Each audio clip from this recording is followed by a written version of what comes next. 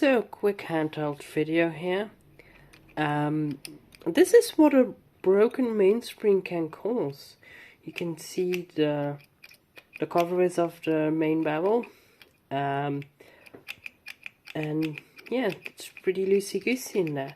So that's actually sometimes something that happens when the main barrel, like the mainspring breaks inside of the barrel.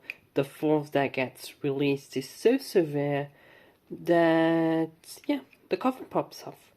In even worse cases, sometimes you have missing gear teeth. But yeah, I haven't opened this one, going to do in a bit.